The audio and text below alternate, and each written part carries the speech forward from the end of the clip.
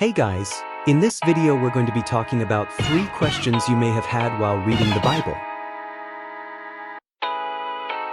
There are so many questions we may have that we don't inquire about because we believe that we shouldn't question the Bible sometimes and have questions about it. But the Bible actually says in Matthew 7 verse 7 to ask, seek, and knock, meaning asking questions is how we actually grow.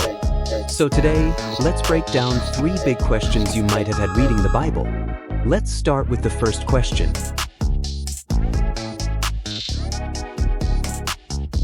This is probably one of the hardest questions people struggle with when reading the Bible. If God is all-powerful and all-loving, why doesn't He just stop all the bad things from happening? And here, let me explain it to you like this. God gave us the capacity to truly love, care, and do good. But for love and goodness to be real, the choice to reject them has to exist too.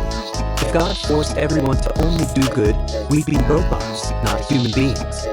Bad things happen when people use that freedom to choose wrong, and those choices create ripple effects that hurt innocent people.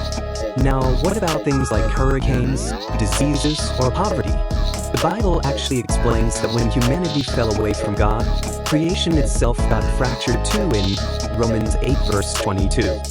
We live in a world that isn't in its final, perfect state yet. But the Bible doesn't say that all the bad natural things happening around the world are good. It says that God will ultimately restore the world and wipe away every tear. But in the meantime, God calls us to help one another. I hope that wraps up this first question well, and let's move on to the next one. Now for question 2, and it's a big one. Do we really have free will if God already knows the outcome of everything? And the answer is still yes. And the easiest way to make sense of this is to realize, knowing what's going to happen isn't the same as forcing it to happen. Think about a weather forecaster.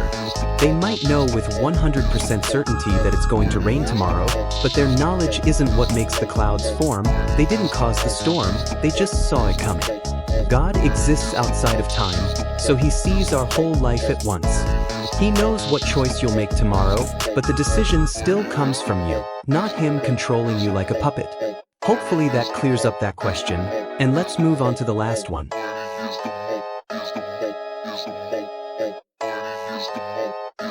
And finally, question 3.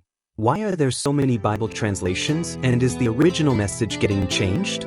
From KJV to NIV to NLT, it can feel like everyone is reading a different book. The reason we have different versions comes down to translation style. Ancient languages like Hebrew and Greek don't translate into English word for word cleanly. Some versions try to stay as word for word literal as possible. Some try to focus on readability so that it's easier to understand. So the truth is they aren't changing the message or rewriting history. They're just helping us understand the original text in modern English. So the best translation is honestly the one you'll actually read. But anyways, don't hold back the questions you have inside. Because seeking out the truth is how your faith will abide. Drop a comment down below with the questions on your mind. Hit that like and subscribe, and I'll see you next time.